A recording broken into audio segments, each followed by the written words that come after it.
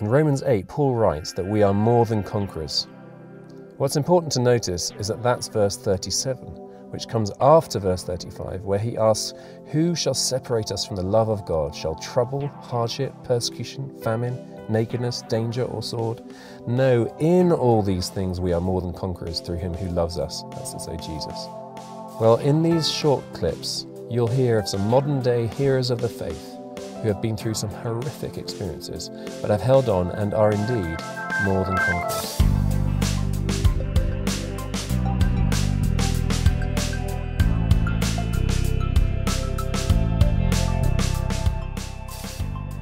Je m'appelle Yves Yakoze, je travaille à Moisson.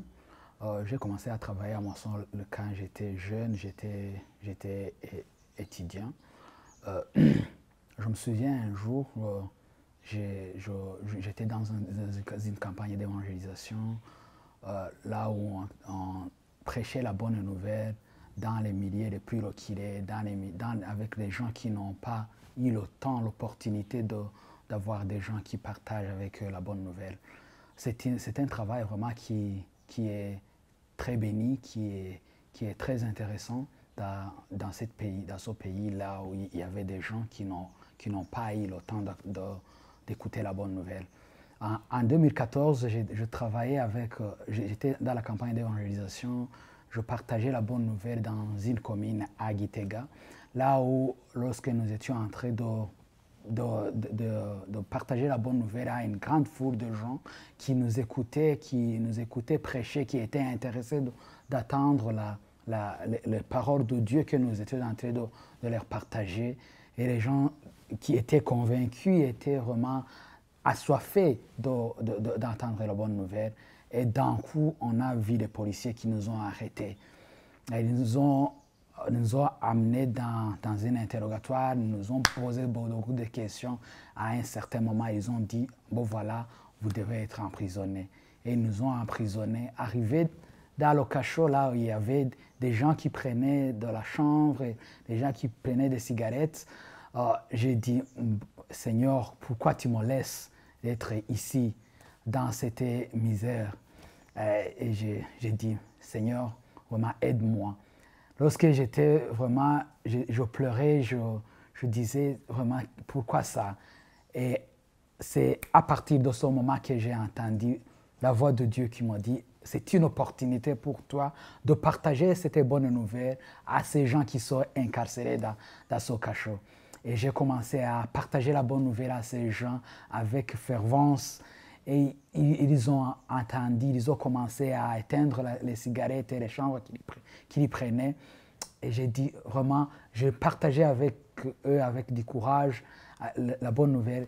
Et à un certain moment, ils ont dit, Monsieur, qu'est-ce que tu veux que nous faisons pour que nous ayons cette vie éternelle que tu nous parles?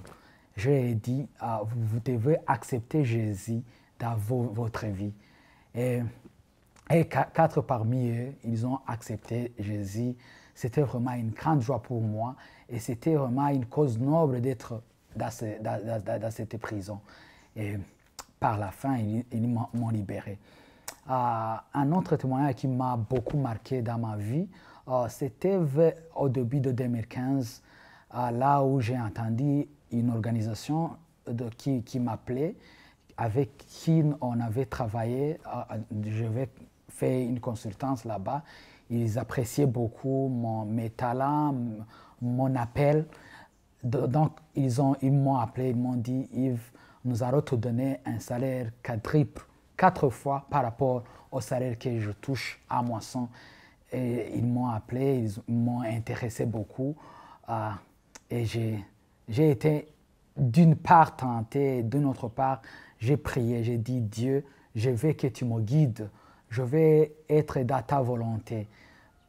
Je peux gagner de l'argent, mais sans être dans ta volonté, ça serait rien.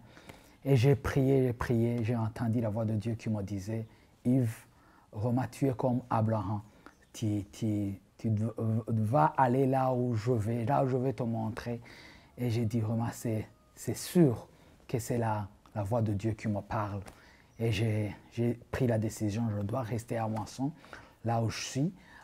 Et ça m'a beaucoup aidé, ça m'a fortifié, ça m'a beaucoup encouragé parce que vraiment, je sentais une grande joie.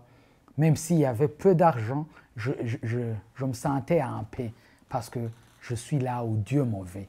Eve is part of a fearless band of faith at Harvest for Christ, one of our partners, who go out each year amongst many activities, and we've seen literally tens of thousands of people come to know Jesus through demonstration of God's power, miracles, demons being cast out, cripples walking, and a great story of him there in the prison. What's beautiful is that the prison authorities then sort of opened up to him and his team carry on witnessing because they'd seen the consistency of his character.